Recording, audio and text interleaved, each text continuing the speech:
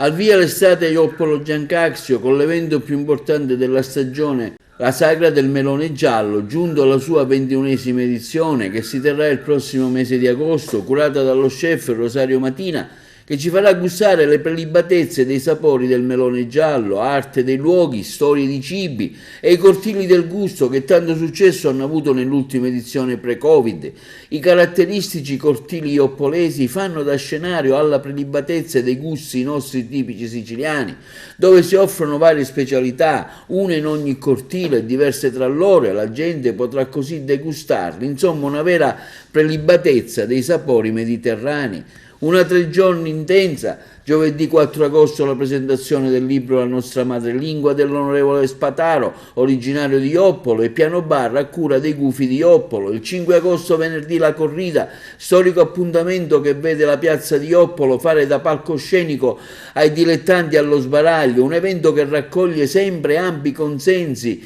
di persone provenienti da tutta l'isola per potersi esibire in loco. Sabato 6 agosto l'animazione con il gruppo Style nel contesto della Sagra del Melone Giallo, tanto attesa dopo la pausa della pandemia. Domenica 7 agosto nell'ambito della Sagra anche l'esibizione con la band Tria Sound.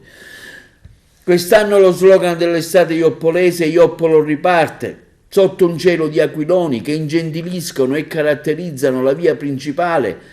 del paese con uno scenario che emula atmosfere tropicali, uno spettacolo per chi va a Ioppolo, un impatto sia visivo che di meraviglia per la visione che crea alla vista. Insomma, un'estate che è già iniziata quella di Ioppolo. Il prossimo 20 luglio lo spettacolo dei Tequila Show, il 22 luglio il concerto di musica etnica del gruppo musicale I Ricanti, Treni del Sud, il sabato 23 luglio la musica eseguita dalla banda musicale Vincenzo Bellini, diretta dal maestro Carmelo Mangione, un appuntamento ormai classico nell'estate ioppolese. Insomma, una miriade di spettacoli quotidiani che fanno da cornice a chi vuole trascorrere momenti di serenità, gioia e allegria in un paese tipico del nostro entroterra siciliano, quello di Ioppolo Giancazio, dove